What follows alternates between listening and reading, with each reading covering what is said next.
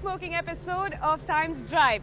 We kick today off with the Xylo, a massively important car for Mahindra and Mahindra.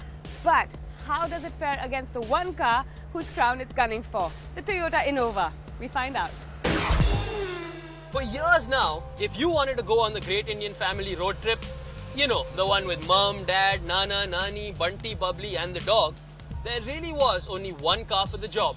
This one, the Toyota Innova. For long distance family drives, it was the undisputed king of the hill. Until now. Because there is a new kid on the block, we are of course talking about the Mahindra Xylo. Now this car's been built, trained almost to be an assassin. Age target, 3 guesses. The question is, can the upstart really challenge the champion? There's only one way to find out.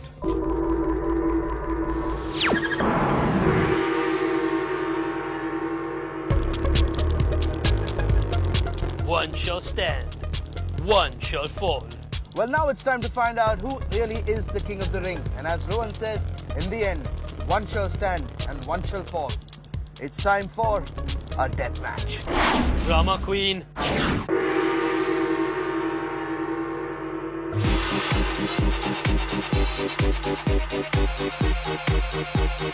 Now the Xylo is powered by Mahindra's 2.5-litre turbocharged mEagle common-rated diesel engine. That gives you 112 bhp and a whopping 235 Newton-meters of torque. And you could pull mountains with that. And the best part is, all of this power comes in kind of smoothly. I mean, there's a bit of turbocharge right at the start, but after that, you aren't jerked around by random surges in power. And that means Bunty and Bubbly sitting in the back seat won't spill their juice every time you accelerate.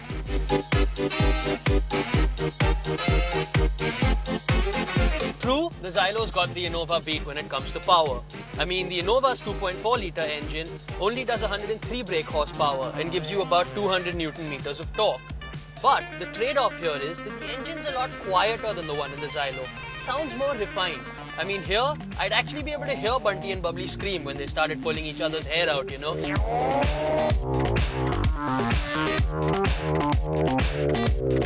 There's no denying that the Xylo's engine does sound harsh and a bit unrefined. But for all that noise, I get a little more power and I can't hear the wife nagging. I'd have to say, for that alone, the Xylo wins this round.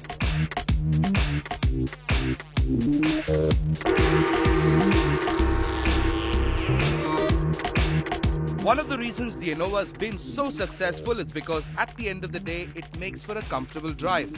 And it handles well too. So in comparison, does the Xylo make the cut?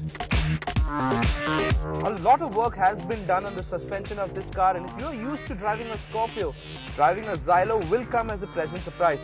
I mean, we drove it over some pretty bad roads, hit a few speed breakers on purpose, swung it around a few corners, and the Xylo impressed me more than anything else.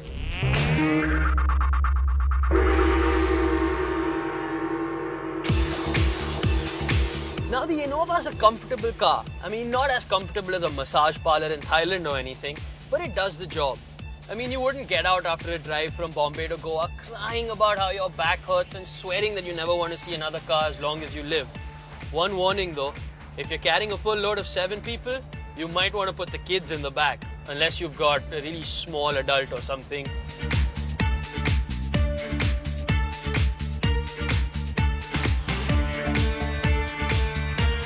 Yes, but that right there is the Xylo's trump card. The space inside this thing, and there's no other word for it, epic. You could easily put 2 adults in the 3rd row and they'd have no complaints. Well, here I am in a place I'd never thought I'd be, the dreaded 3rd row. You know, for someone like me, and I'm a big guy, getting out of a car like this requires a lot of contortionist moves. But not in a car like this. I mean, flip the top down, pull up a string, and I'm out.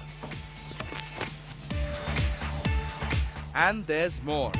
Every seat has its own AC vent, the mirrors are electric, there's an integrated CD player, a digital drive assist system that tells you unimportant rubbish like the temperature outside, and important stuff like how many kilometers you can do before you'd need to tank up again. This fight is starting to look a bit one-sided.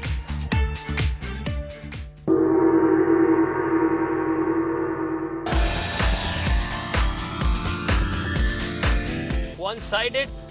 Not yet. I mean, reliability is practically Toyota's middle name.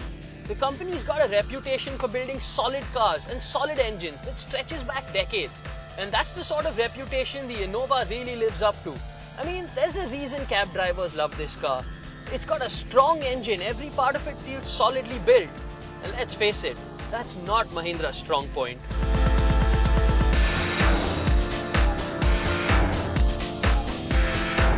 Now I'd like to say that he's wrong, except that he isn't. Mahindra doesn't have the best street cred as far as fit and finish and solidity are concerned. And to be fair, even though they've come pretty far with the Xylo, they still do have a long way to go. The interiors and plastics on this could be better. I mean, they're fine from a distance, but on closer examination, they fall apart a bit. For Mahindra, the devil really is in the details.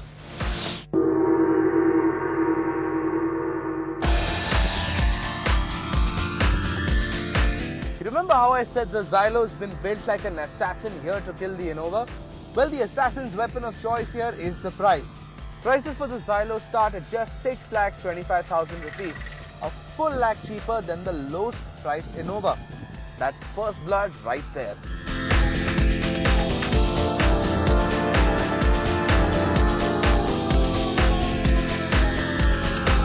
Well, so there you have it. Now the Xylo is going to shake things up for the Innova, especially at its price point and all the stuff that it has to offer. But is it really game over for the Innova? Well, our sense is wait for 6 months.